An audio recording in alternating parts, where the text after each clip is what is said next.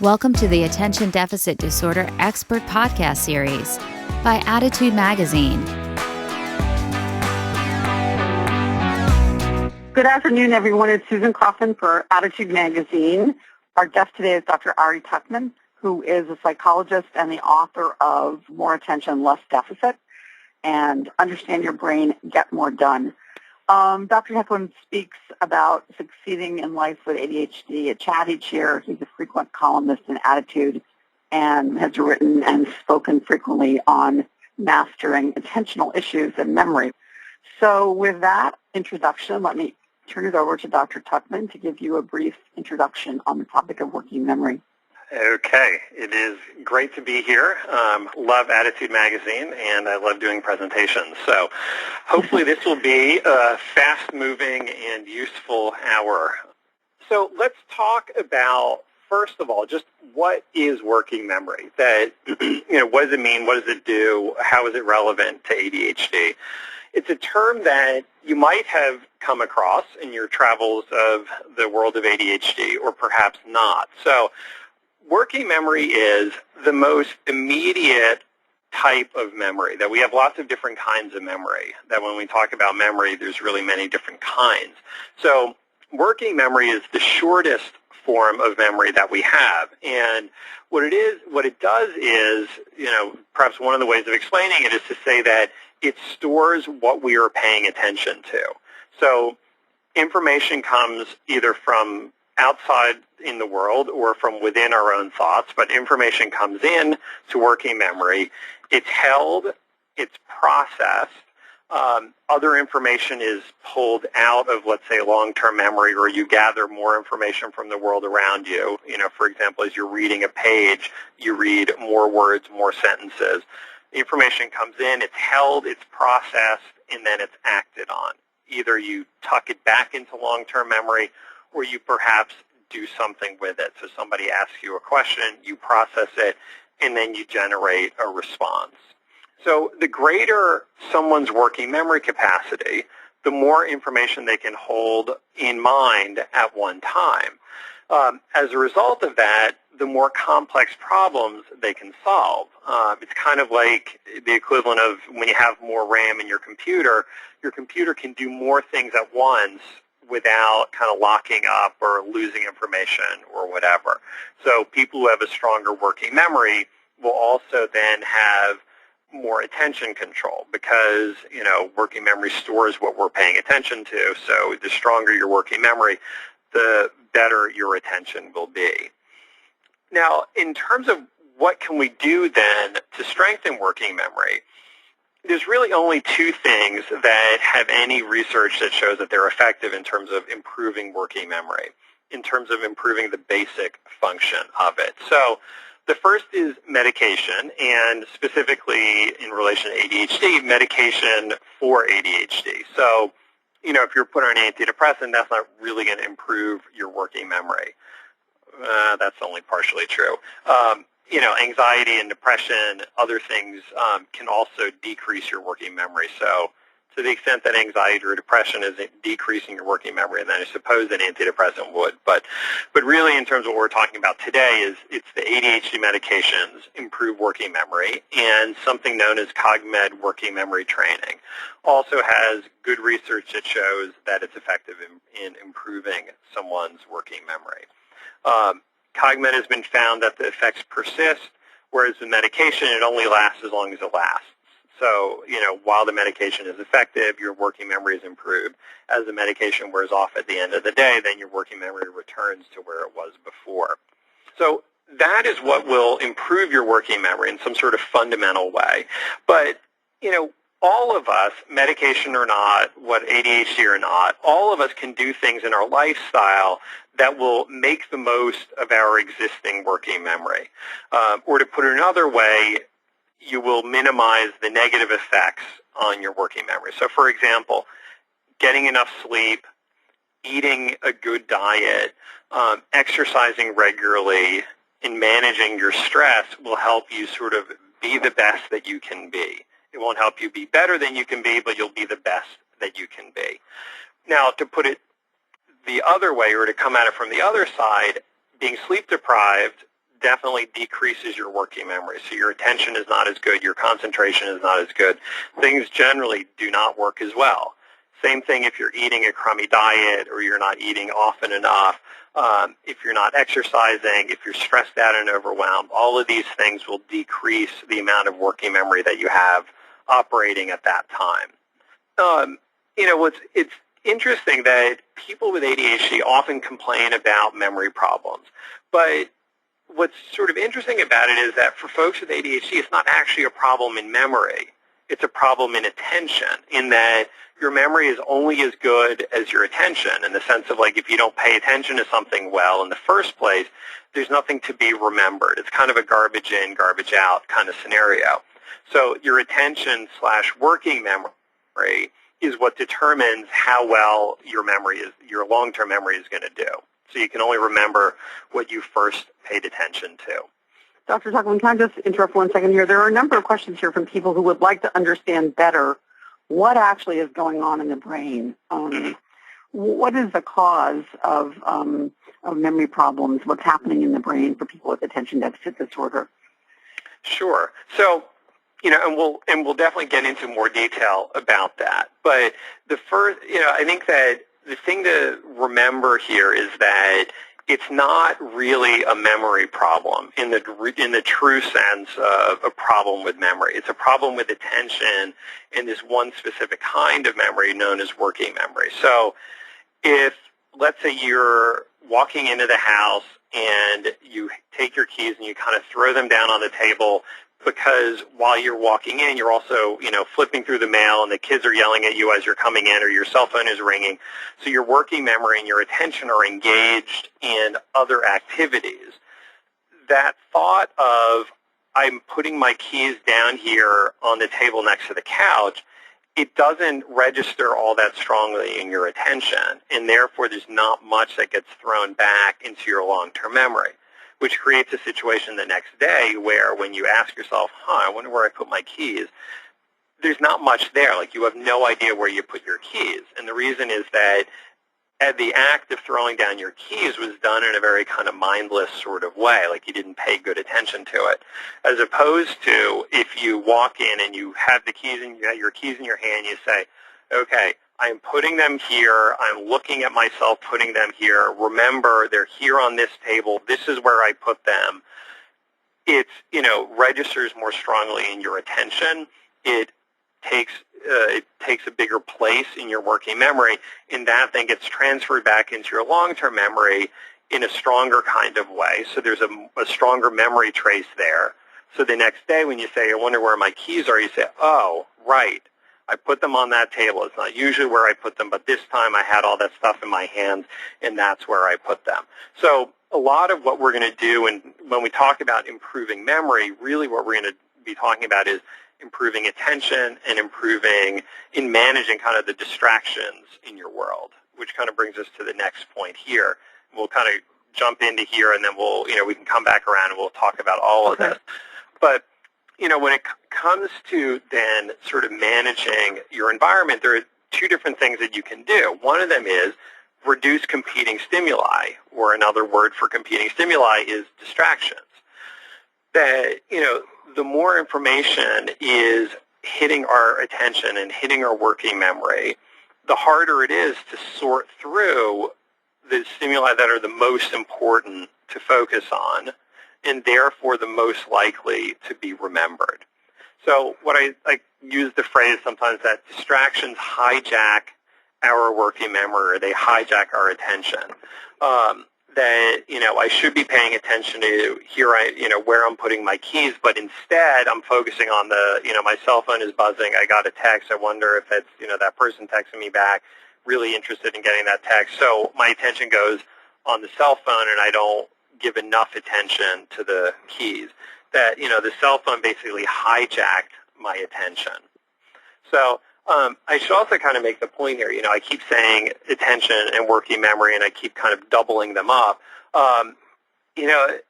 There are some people who believe that actually working memory and attention might really kind of be the same thing. And if they're not actually the same thing, they work so closely together that they sort of function as if they are the same thing. So whenever I say the word attention, You can also think the words working memory, and whenever I say working memory, you can also think the word attention for the most part. So, we talked about if you want to put more of your attention on a specific stimuli, one of the ways to do that is to decrease the distractions. The other way is to increase the strength of the important stimuli. So if there's something important that you want to make sure you focus on, by making that stuff stand out more, you're more likely to focus on it. And, frankly, most good ADHD strategies are really variations of these two ideas. So it's reducing distractions or increasing the strength of desirable stimuli. So putting a reminder note is an example of that. I need to remember to do this, so let me put a note. It grabs my attention, and I'm then more likely to act on it in an effective kind of way. Another way of putting this is don't ask your working memory to do more than it has to. So in other words, to say, well, I'm just going to remember all the items on my shopping list. I don't want to really take the time to write it down. I'll just remember what I need.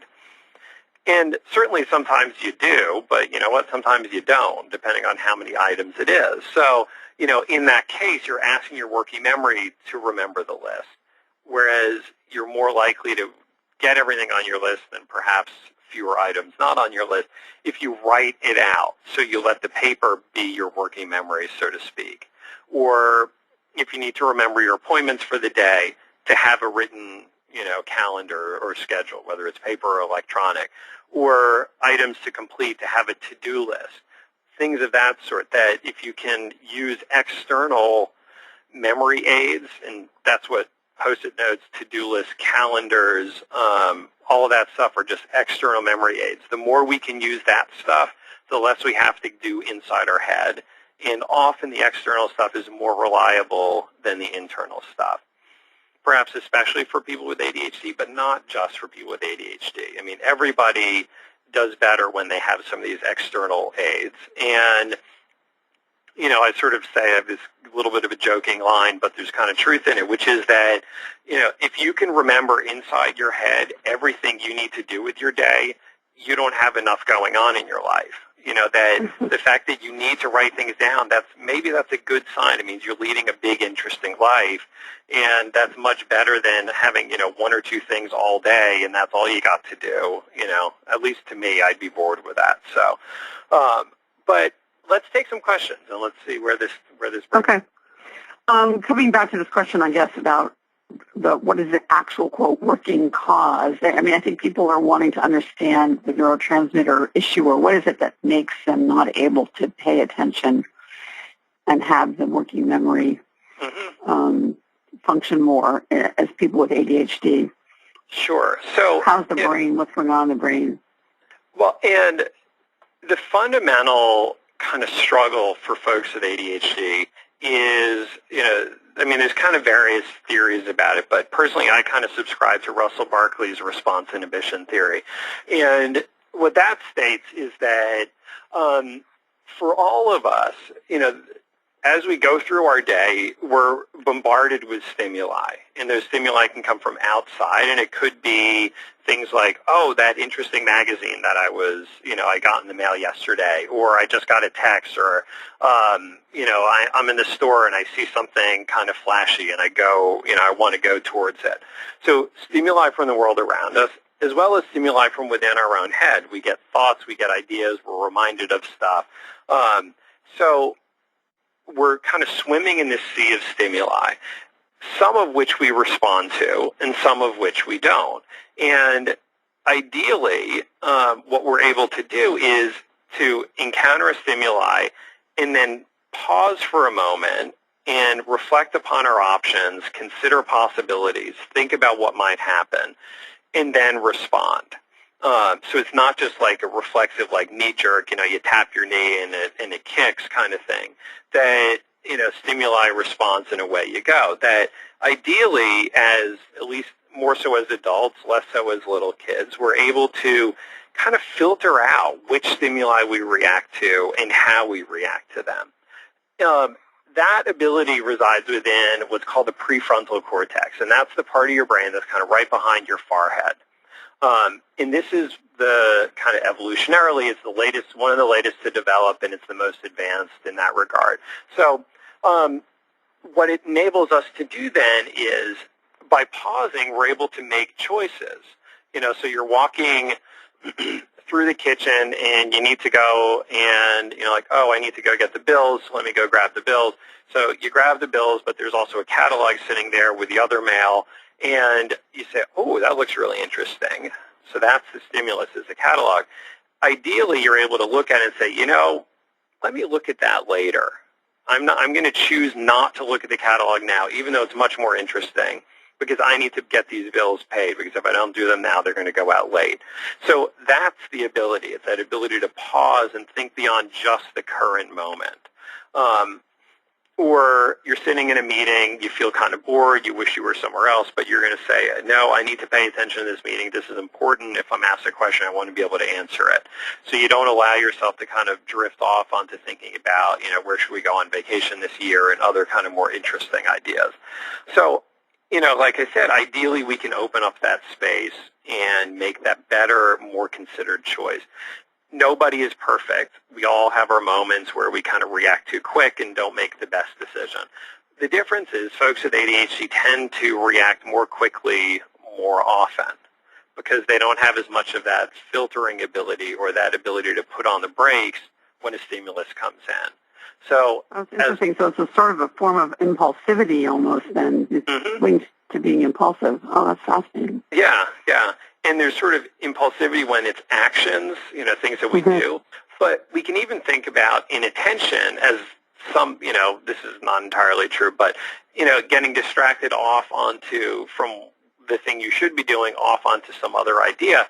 It's almost like being kind of impulsively jumping to that distracting idea rather than focusing on the more important stuff that you should be focusing on.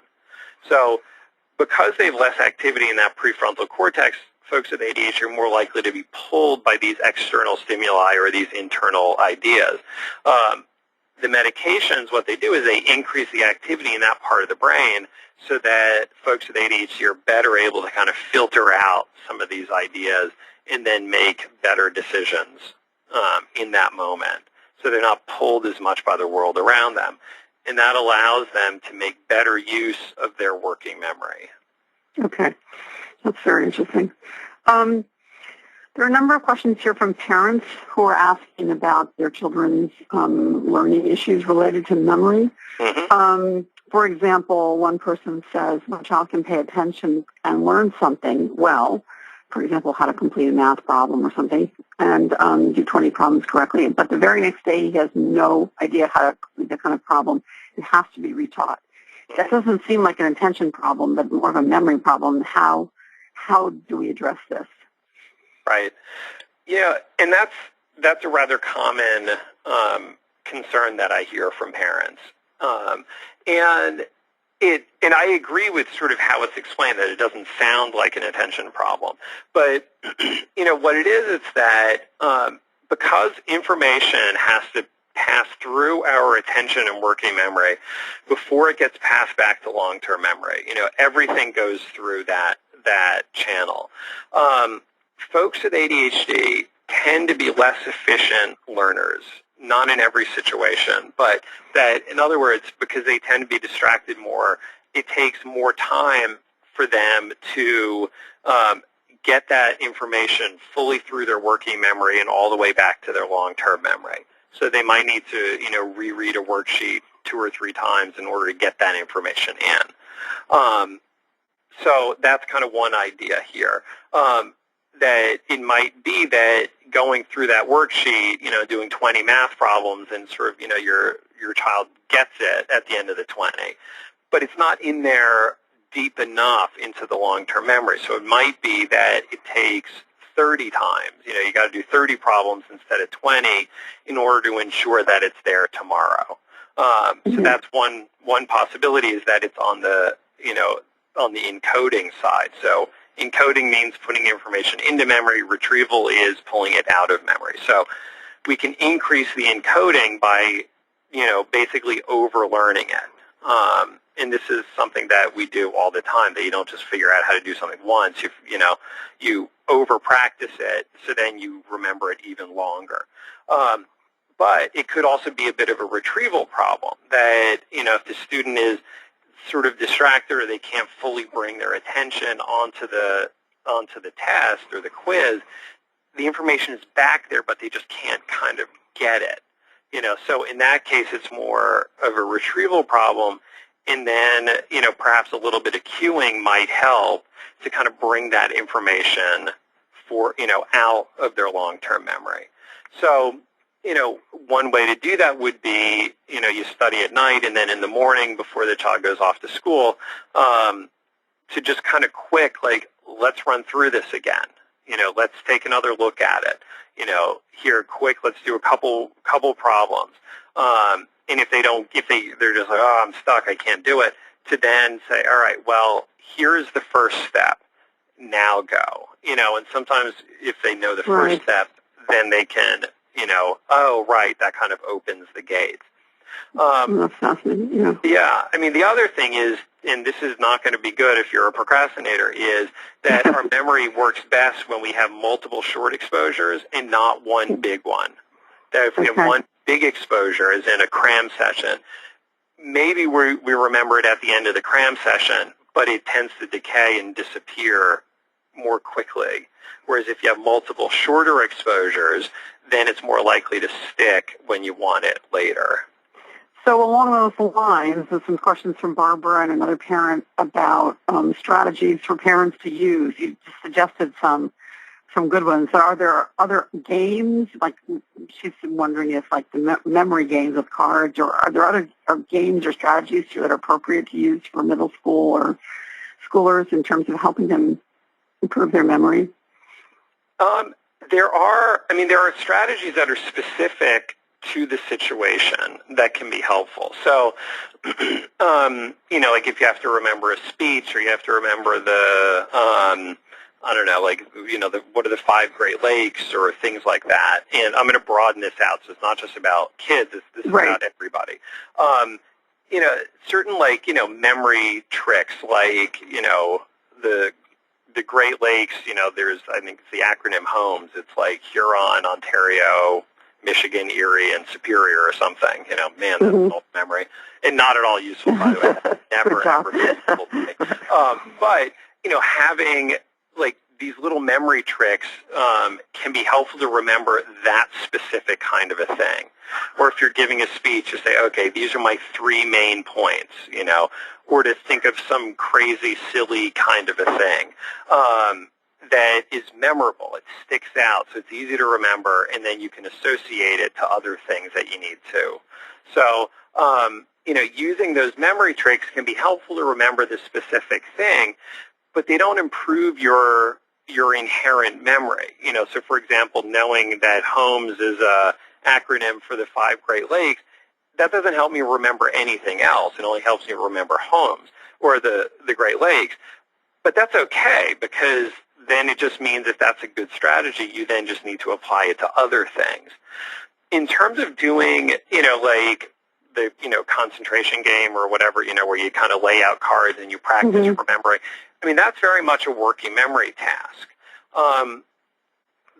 Unfortunately, just doing that kind of here and there, or some of these other kind of online, supposed brain training programs, if there isn't, I think there's a level of intensity that's required in order to get any kind of benefit. It's kind of like strolling around the neighborhood is not going to get you into better shape.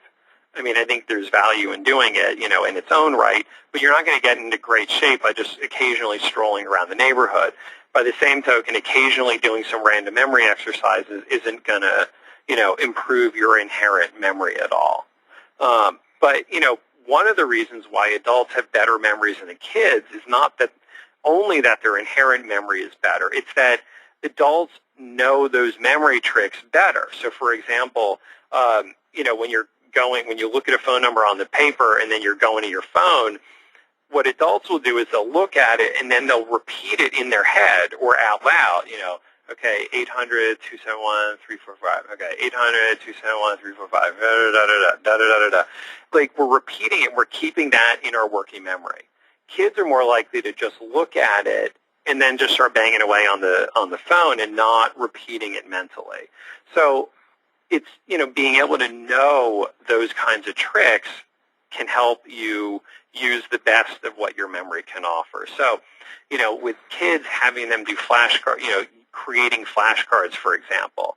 So studying doesn't just mean kind of passively, scrolling your eyes up and down the page, but to be more actively involved in remembering something. So, let's write it out. Let's create flashcards for the thing we need to remember. Or if you have to give a speech, let's talk the speech out. Don't just think about the speech. Literally speak it out loud so you hear yourself saying it, so you practice saying it, so you get your rhythm down. That's how you're going to remember the speech better. Or to, to quiz someone or to quiz each other in terms of let's talk this through and process it and think about it, and what if this and what if that. So the more actively involved in the information you are, the more likely you are to remember it. So, it's things like that that can be helpful as adults working with kids, but even as adults working with ourselves, kind of, knowing that the things that will help you remember something better. That's interesting. There are a number of questions here. I guess I grouped them in sort of a life cycle questions. Some people are wondering about the relationship of memory and ADHD to age. Mm-hmm. How our memory sort of changes as we grow older, and just in general. And then specifically, there's one person here who's a 45-year-old woman, PJ, who was diagnosed 10 years ago, but says in the last 2 years, her memory has just gone completely foggy. She can't remember meeting someone or telling her husband something or doing a task. And sounds like seriously impaired. She makes jokes about her early onset dementia, but now she's really wondering what's going on. This is funny. So in terms of life cycle, are there stages at which, memory and ADD sort of kick in more or less over time? Yeah, there are. So, ADHD is it is what it is. But if we talk about kind of memory across the lifespan for everybody, ADHD or not, our working memory is at its lowest when we're born, and then it gets better as we get older. And it peaks somewhere in our kind of late 20s, which is sort of interesting if you think about when do most people tend to finish their schooling. It's generally by their late 20s. And having a good working memory is having a good working memory enables you to learn more efficiently. So that's just kind of an interesting societal. That is, yeah. Now, unfortunately, for all of us who are no longer in our 20s, our working memory declines about 5% per decade. So, from like 29 to 39, let's say, 5%, it's not really all that noticeable, particularly because at 39 compared to 29, you're wiser, you're experienced, you know better how to get things done. So you don't have the same processing power, but you've got wisdom on your side, and that kind of balances out. But, you start piling up decades. So, like, now you're at your late 40s, late 50s, late 60s. Now you begin to feel it in that, thing of, as folks get older, we're like, man, I just can't remember anything anymore. It's the working memory decline that they're talking about because that's what's at work. But there are certain other, and this is just normal aging. This isn't dementia or anything. It's just this slow slide over the decades. But there are some specific things here also. So women, and this is just another, I swear, biologically speaking, men, we've got a little bit easier than women, although you guys have advantages other ways. But this is one where the men are winning, is that during kind of menopause and premenopause, the hormonal changes that are associated with that, women's working memory takes an extra little dive during that time. So that's a very common experience. You feel like you're more forgetful, you're more foggy, you're just not as sharp as you used to be. Now the good news is it drops a little bit quicker during that span of time compared to men in the same span of time. But then it kind of levels out and it just sort of keeps going. So it's not like you're not falling off a cliff. You're just dropping down a couple feet, if that makes sense. So certainly during that time, it'll be more noticeable. But also, other sort of stage of lifetimes, like, for example, if you have a newborn who's a terrible sleeper and is just killing you at night, your working memory is going to be worse during that time. Or if you're getting squeezed, kind of in a certain point in your life where you've got kids at home and also now you're doing more care for your, aging parents, and you're working, and it's just life is bigger and more complicated. Your memory is not any different, but the demands are much greater. So your memory feels insufficient to the task. You're more overwhelmed, you're more preoccupied, your memory is going to be worse. And again, true for everybody, not just ADHD.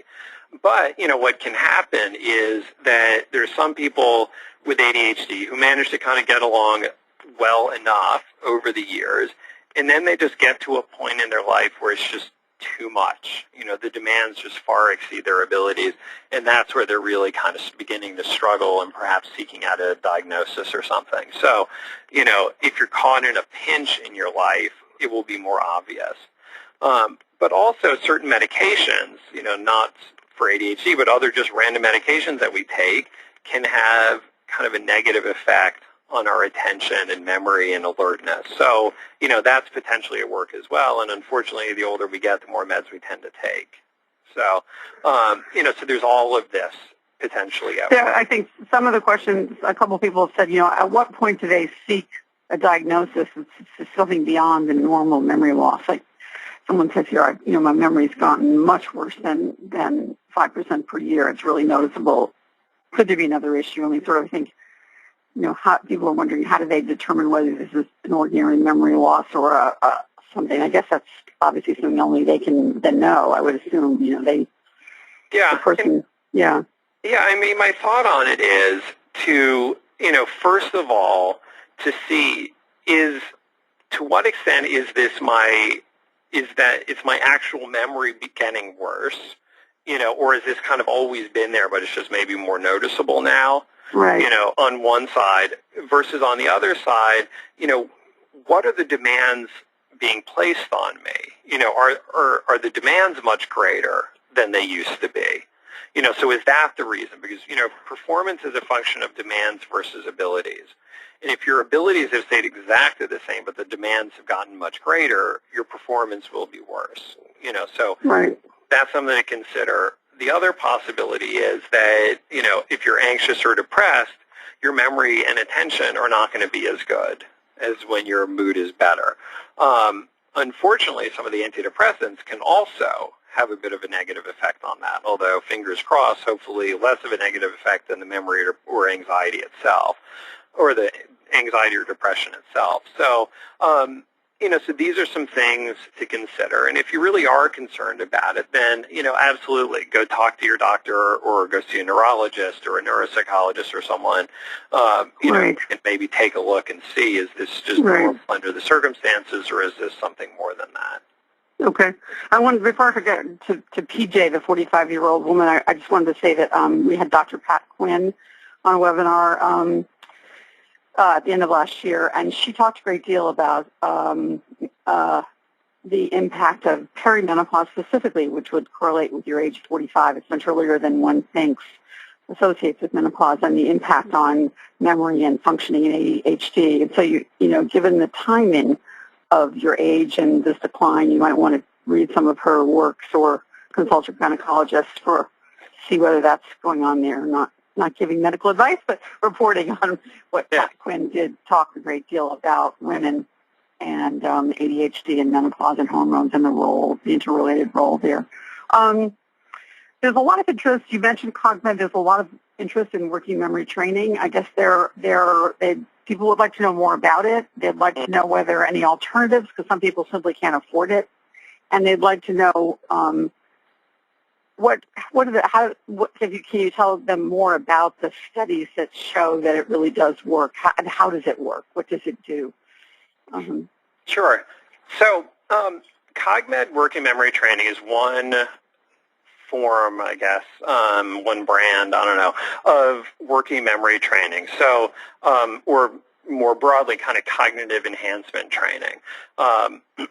And it was developed by some researchers in Stockholm, and then it was kind of brought out into the clinical community, and it's run through psychologists and, psychiatrists and pediatricians and, mental health professionals of some kind or clinicians of some kind.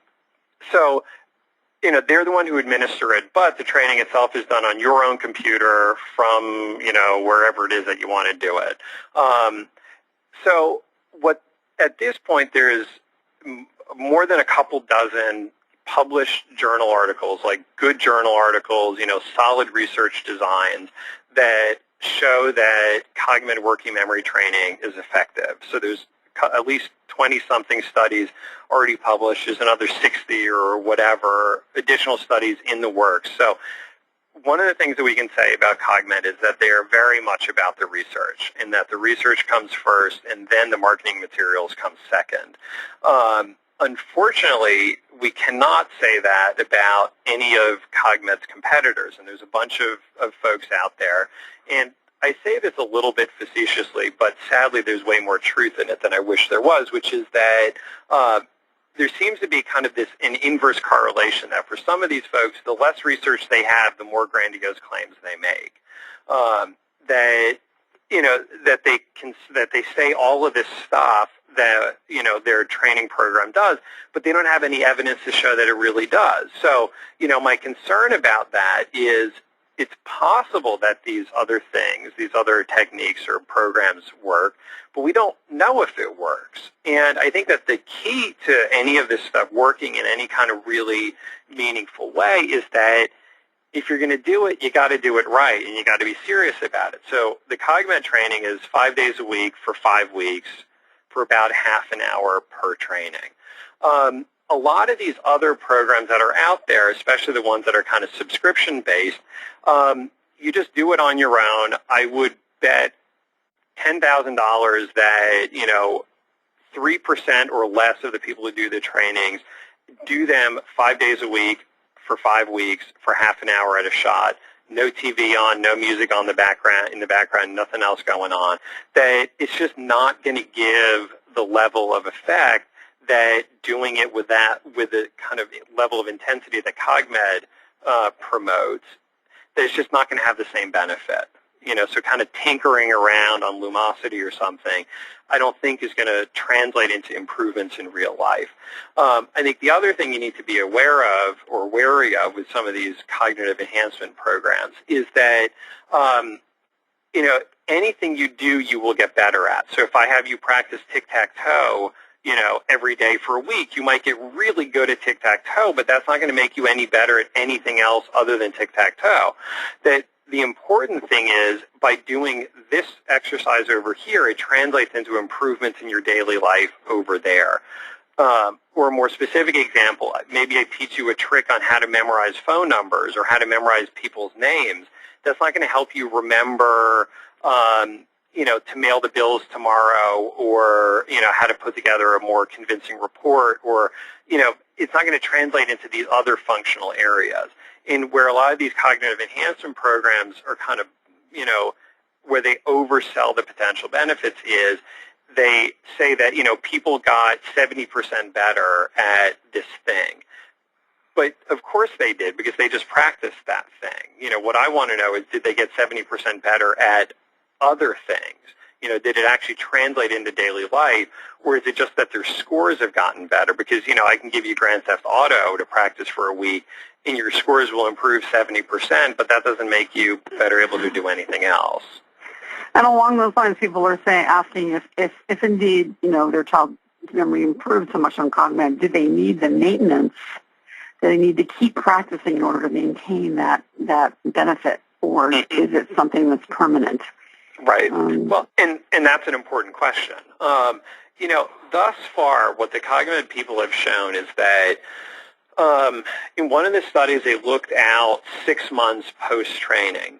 I mean, they looked out 1 month, I think 3 months, and 6 months. And what they found was that the working memory capacity improved from the end of training to month 1, then it improved even more to month 3, and it improved even more at month 6. So it continues to rise, and then it's sort of flattening out. So looking out at least 6 months, they show that it continues to rise and that the effect is stable, that it stays.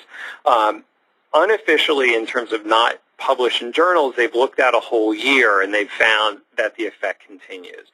So, now that doesn't mean that it lasts 6 months or a year and then it disappears. It just means they haven't looked out past 6 months or a year, which is, an important difference. So, but the theory is that once you've done it and you've strengthened it, you use your working memory all the time, and you're going to do things that use your working memory more when you have a stronger capacity, and that is what maintains it. And kind of the analogy here is if your knee is a little bit tweaky and you can't really walk very far on it, you're not going to walk very far. But if we can strengthen your knee, so now you're able to walk further without it hurting you, you're going to do things where you're walking more, which maintains that strength in your knee and enables you to continue walking those farther distances. So, I would love to see a study that looked at some kids or adults post-cognitive 5 years out and showed that it continued, but we just don't have that study completed yet. Yeah. Sorry. 2 other kinds of questions. The first one's around apps or tools. People are wondering if there's any tools or apps that you have found especially helpful for your clients who have working memory issues.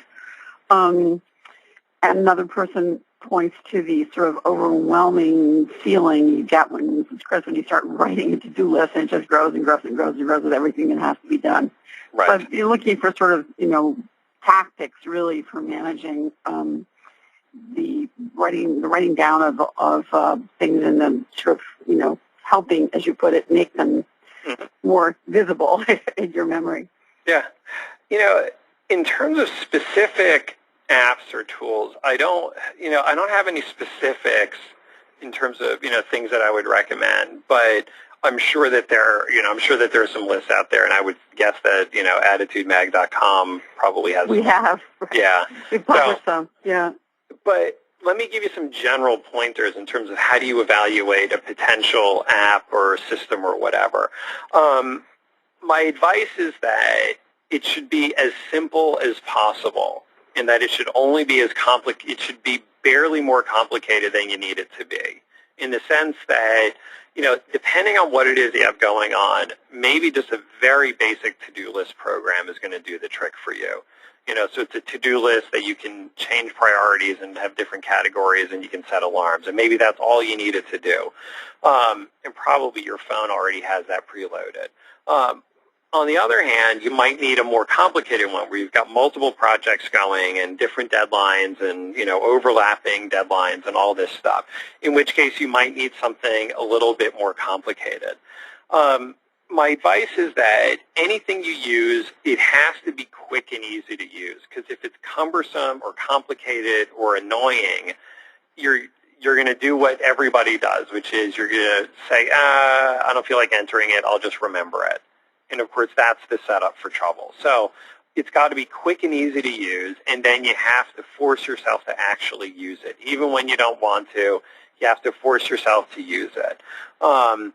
To the extent that you can set alarms, that can be really helpful, because then you don't need to keep that in your memory, because the alarm will remember it, so to speak. But I think that, one of the challenges of to-do lists is just, Susan, just like you said, that, you start scribbling this list down, and it becomes 8 feet long before you know it, which is completely overwhelming, and then it makes you want to just throw the list away and go watch TV, or you just start at the top, but the most important things aren't necessarily at the top. Maybe it's, 10 down is the most important thing. So, so sometimes the trick with to-do lists is to not put certain things on there, either because you don't need to, because your day will naturally remind you of them, so don't waste space on the to-do list, or because it's more of an aspirational item, like that would be nice to do, but you know what, I don't think I will. Or you put that on a separate list, which is the maybe one day kind of list. Yeah, I literally have a to-do someday list and then a to-do, soon, like today, or a soon list. Right. Yeah, and that's part of it. Sometimes you have a master to-do list of everything that needs to be done, and then here's a today's list. And what I often recommend is taking, what I call time non-specific tasks, as in I need to look up that information.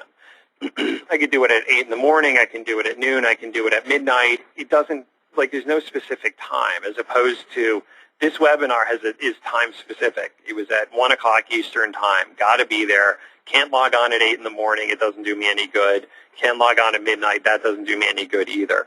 So, what I recommend sometimes is taking items off your to-do list and putting them into your schedule. So in other words, at 3 o'clock, I'm going to research that information. It doesn't really have to be at 3, but if you put it into your schedule and you make a point of really living by your schedule, then you know it's going to get done. And then, so that way you look at your to-do list and you pick the most important things and you start plugging them into your weekly schedule. So that's one technique to help to make it more likely that you're going to get things done. I think another technique in terms of managing your to-do list is to feel free to start crossing things off that you have not yet done but are making the executive decision it ain't going to happen. It would be nice to do that, but you know what? I'm not gonna. So let's just be realistic and get it out of there. And the reason is that it's like clutter of any kind. When you have too much stuff, the important stuff starts getting lost amongst the less important stuff. So you got to get rid of some of that less important stuff, so the really important stuff stands out more. Interesting. Just to flip over for a second to alternative therapies, there are a number of questions relating to foods, sugar, chocolate, ginkgo, fish oil, other supplements. Do you have any thoughts on vitamins or supplements or food nutrition and its impact on memory? I have to admit, I tend to be a skeptic as far as this stuff goes, simply because I haven't seen any research that's really all that convincing that this stuff works. So, my general advice is eat a healthy diet, which is far easier to say than to do in this culture that we live in. And even foods that look like they're healthy wind up being loaded with all sorts of other garbage. So, eating healthy is no easy feat. But, Right. Eat healthy, take a multivitamin, take an essential fatty acid pill because they're good for your heart anyway, even if they're not good, even if there's, unclear benefits in terms of attention and memory and stuff. Because they're cheap and they're safe and they're easy, to take a multivitamin and to take an essential fatty acid pill. But beyond that, I think there's a lot of hype out there, but it hasn't been proven. So again, maybe it does help, but we don't know if it helps. So it's kind of like, Right. My advice is you don't start with the long shots. You start with the most obvious things, and then you work your way down. In that, I would just focus on, just in a general sense, living a good, healthy lifestyle, rather than kind of looking for these kind of, miracles, because miracles tend to be few and far between. Right. Let's see here. Can you address the dopamine status memory connection in a person with ADHD? As someone who's recently been diagnosed with adult ADHD, I would really like to be able to connect the dots. My propensity toward being data obsessed doesn't make so much sense when I learned that for me, data equals memory. I'm not sure I understand connect the dots as relates to data equals memory, but perhaps the question means something to you. Yeah, in terms of dopamine and ADHD, the prefrontal cortex primarily uses dopamine as a neurotransmitter, and that is what is increased. The medications that we have for ADHD, the stimulants, they increase the amount of dopamine that's dumped out into the space between neurons, and also increases the amount that's available there in that space between the neurons. So basically, they increase the amount of dopamine. Dopamine is also used well, our brain kind of reuses a lot of the same neurotransmitters for a lot of different functions. So, and I think that dopamine is involved in other parts of the brain that are involved in memory. So, but that doesn't necessarily mean that the stimulants increase the dopamine in those other parts of the brain, because it might not. So for example, Parkinson's medications also increase dopamine, but in different parts of the brain and in different ways. But, I think that for some people with ADHD, they get kind of obsessed with data and obsessed with information because it's all really interesting to them. But using information effectively doesn't just mean gathering more information. It also means gathering the right information and knowing when to say when, in the sense that this is interesting but not helpful.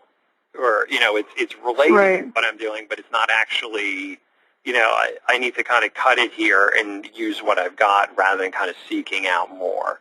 And that's a judgment call, because you never know what's around the next corner. But, and that's kind of a little bit more where the executive functions, that's one of the examples of what the executive functions might do is, to be able to pause, kind of think back on, okay, what information do I have so far? What do I need to do? What's my ultimate goal in terms of what I'm doing here? Let's match up what I have compared to what I need to do. Do I have everything? Are there any holes? Do I need more information about something? And then make a decision to say, yes, let me keep gathering more information, or, you know what, I think I've kind of got it. I'm reaching the point of diminishing returns. Let's focus and shift from gathering information and focus on assembling the information that I have. Right. That is a classic ADHD symptom, isn't it? Just gathering more and more and more data and not acting. Okay, two last questions. We're running out of time. Unfortunately, this is really interesting. One person says very poignantly that there's just so much of her life that she doesn't remember. And she's wondering about her problem, whether her problems with long-term memory are related to, she knows they're a separate issue, but are they related to problems with working memory and short-term memory? Does it make sense that if you can't store things efficiently for a short time, that they never make it into long-term memory? Right, absolutely.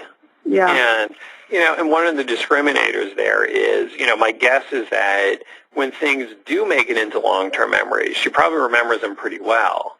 If something is interesting or especially noteworthy or an intense situation, that it's in there and it's in there really well. But, unfortunately, some of the other, much more specific things that you might wish you remembered, perhaps, are missing. So, so again, our memory is only as good as our attention. Our attention, yeah, interesting. Another person, says they have always struggled with memory issues and find themselves in very embarrassing situations at work and other situations where they just don't remember things that were said. And yet everyone compliments this person on their ability to memorize phone numbers. How does this fit with memory problems and ADD? Well, I think that, first of all, this person obviously has a natural strength towards remembering numbers and is probably generally kind of good with numbers, I would make the assumption. So that certainly makes it easier to memorize phone numbers. But my guess is that when this person is able to memorize a phone number, it's because they're able to bring their attention to bear strongly on the thing to be remembered. Whereas in the flow of events over the course of a day or a week, our attention goes in and out. Sometimes it's present stronger and sometimes it's kind of off somewhere else. In that, the ability to remember what's happening is a function of their ability to kind of pay attention to it in the moment that it's happening. So, some advice there, and this is kind of to everybody, is that conversations on the fly are more likely to be forgotten, So, I would make a point to either pull out a scrap of paper and scribble it down, or to throw it in, if you have your phone on you, to say, like, you know what, let me just take some notes here, or I'm sure I can do that for you. Let me just, write a note here. Yeah. And to be completely nonchalant about it, that if you get all kind of flustery and self-conscious about it, that is what the other person will notice. As opposed to if you say, yeah, that's good. Let me, let me email that to you, but I'm going to grab my phone. Let me just scribble out a note here real quick because, I got a lot of things going on. I want to make sure I remember it. If that's what you say and you say it calmly, what the other person will walk away with is, oh, good, they're taking my concern seriously. Right, they're efficient. Yeah, they're on wow, it. what's wrong with their memory that they can't remember? Because everybody has the experience of, I got too much going on, I can't remember this if I don't write it down. Right. So if you just kind of play it off as, whoa, boy, am I busy, no one's going to make a thing of it. And if someone says, oh, remember we were talking, and you have no idea what they're talking about, sometimes if you just kind of play along and they keep talking, you're like, oh, right, and you are kind of triggered. But I think there are times where it's better to just say, you know what, I don't really, I don't remember what doing, like, go back a little bit, like refresh my memory back, just start me off, and I think I'll get it. And, just fess up and see if you can get them to trigger, And to just be calm and straightforward about it, because being anxious and freaking out actually makes you less likely to remember. So when we're anxious, we don't remember as well. We don't access those memories. So if you're just calm and straightforward about it, they'll, tell you a little bit of the background, and that will cue your memory to go, oh, right, yeah, got it, okay, now I remember what you said. Yeah, absolutely. That's great tip. Along those lines, the last question, a couple of people have asked, do you recommend a coach, an ADD coach, or a counselor, and can a professional therapist or coach or psychologist help people with memory issues? As a general answer, yes. So a therapist or a coach or even a professional organizer. But the most important thing is they have to know ADHD well. And folks with ADHD tend to process information, so they can sort of set you up in a way, like help you figure out what are the demands in your life and what are the strategies and the tools that are going to be helpful for you. Which is not just a general, not any old therapist is going to know those details. So you got to ask around and find someone. Same for a coach, same for a professional organizer. But if you can find someone who really does know ADHD well, and there's a good chemistry in terms of your personalities, and they seem to understand your situation, again, they're not going to improve your memory per se, but they'll help you make the most of the memory that you have. What is the key understanding that someone who gets ADHD has that someone who, as an organizer who doesn't understand ADHD, does not have? How would you describe that? I have a hard time putting my finger on that. I know exactly what you mean. I have to understand ADHD, but I sometimes have a hard time being precise about what that means. I mean, I think that what it boils down to is that they're better able to separate out what is about neurology and what is about psychology. So in other words, if you forget to do something, do they look at it as, this is probably a memory problem, or, more of a attention/memory problem. Let's figure out a better reminder system for you. Or are they going to see it as more psychology in the sense of, like, avoiding it? Is this not important? Are you being passive aggressive? Okay. Yeah, that's great. Yeah. Yeah. And you know what? Maybe that is what was going on. Because it's not like people with ADHD don't have the same neurotic, crazy, annoying, stupid habits that everybody has, because, they do, because we're all people. But that's not necessarily the first place to start. Yeah. That's exactly right. So start with the practical strategies for getting things done. And I think also, understanding that implementation is a lot of the battle for people with ADHD. It's not enough to say, oh, what you need to do is keep a to-do list or straighten up that or, do. It's about helping them put that into effect. It's a lot about the implementation, I think. Yeah, and the devil is in the details. Right. In the sense that, small changes can make a very big difference. In that it's a matter of being kind of, on the one hand, persistent with something until it becomes more of a habit, or sticking with it to try to make it happen, versus, knowing when to cut and run and try something different instead. Well, this has been really great. Thank you so much, Dr. Tuckman. We really appreciate it. My pleasure. Have a good one, everybody. Thanks, everyone. For more Attitude podcasts and information on living well with attention deficit, visit attitudemag.com. That's ADDITUDEMAG.com.